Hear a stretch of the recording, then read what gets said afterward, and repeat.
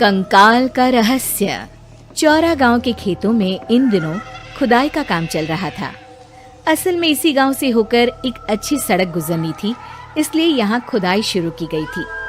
अचानक एक दिन खुदाई करने वाली मशीन से कुछ टकराता है। बाद में जब खोजबीन की जाती है तो वहाँ से 2 कंकाल मिलते हैं। पुलिस गांव के लोगों से पूछताछ शुरू करती है। आप लोगों को क्या लगता है ये किसके कंकाल हो सकते हैं? अरे साहब, हमें क्या पता ये किसके कंकाल है, आप ही लोग पता लगाइए।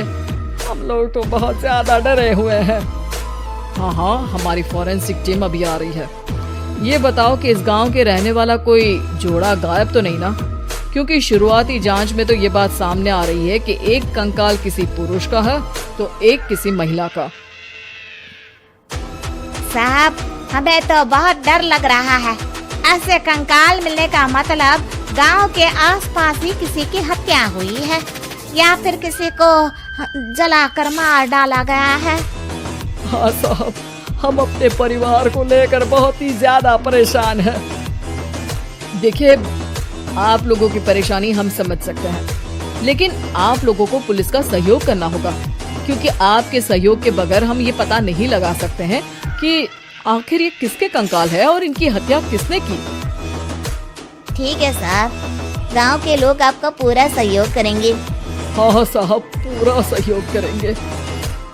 तो फिर ठीक है, हम अपनी जांच शुरू कर देते हैं। कुछ दिन बाद जांच रिपोर्ट आ जाती है।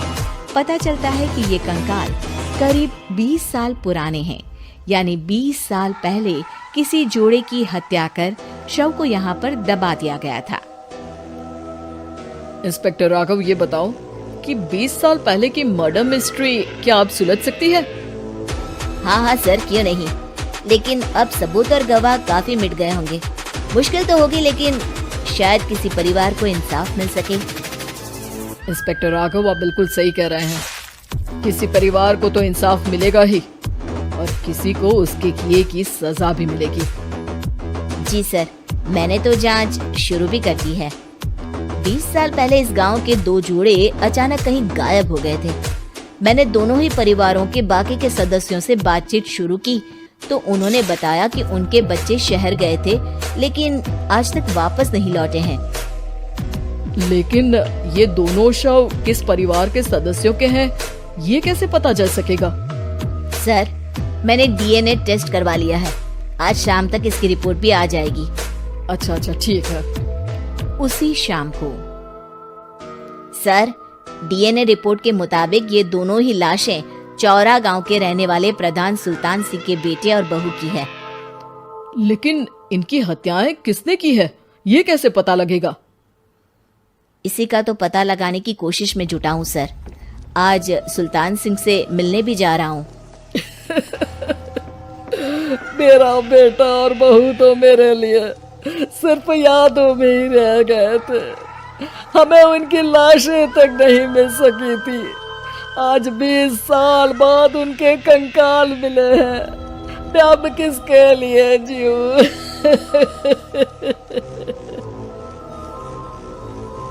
लेकिन सर, क्या आपकी किसी से कोई दुश्मनी थी? अपने बेटे बहू की हत्या के लिए आप किसे जिम्मेदार मान रहे हैं? अब मैं किसका नाम बोलूं? मेरी तो किसी से दुश्मनी नहीं थी, बस मेरे बेटे बहू को कोई वापस ला पाता।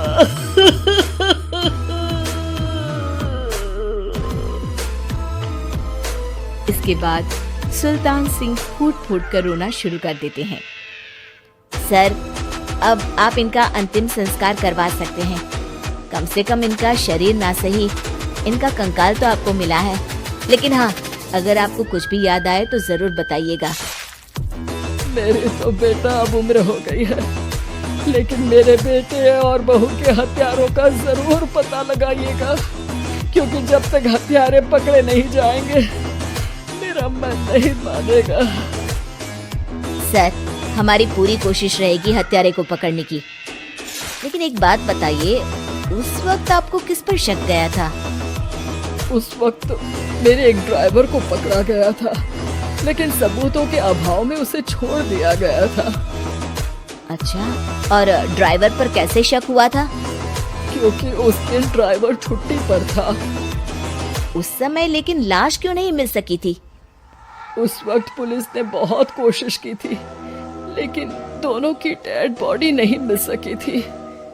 ठीक है, हमारी तफ्तीश चल रही है, मैं फिर आऊंगा। इसके बाद इंस्पेक्टर वहां से चला जाता है और सुल्तान सिंह अपने बेटे और बहू की याद में खो जाते हैं। कुछ दिन बाद सुल्तान सर, एक बात बताइए, जब आपके बेटे बहू की हत्या हुई थी, उसी के आसपास आपके ही गांव का रहने वाला एक और जोड़ा उसी वक्त गायब हो गया था ना? हाँ सर, अलका और अभिषेक, वो भी मेरे बच्चों जैसे ही थे। तो फिर वो कहाँ है?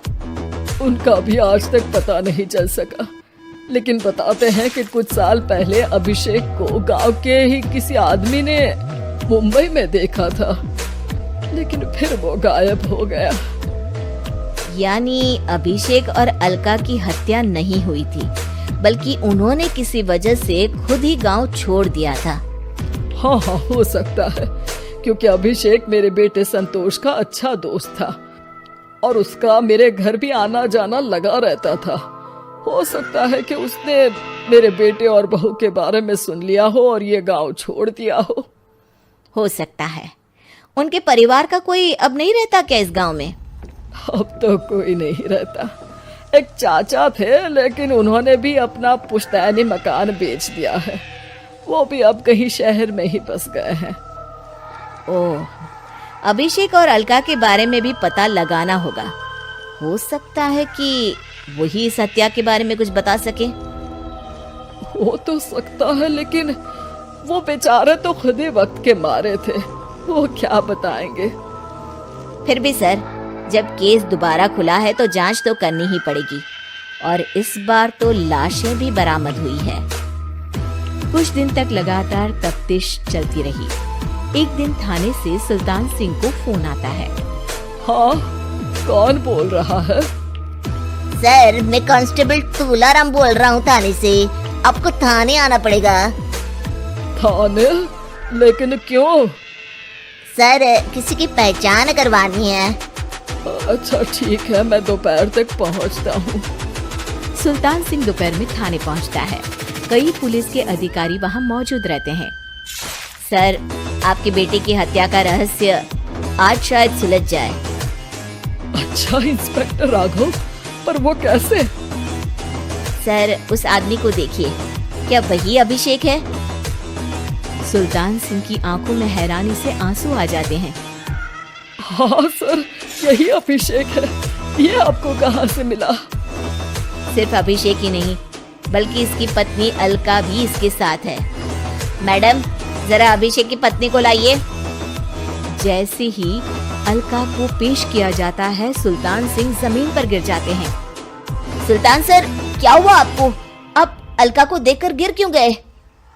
सुल्तान सिंह सर पकड़कर बैठ जाते हैं।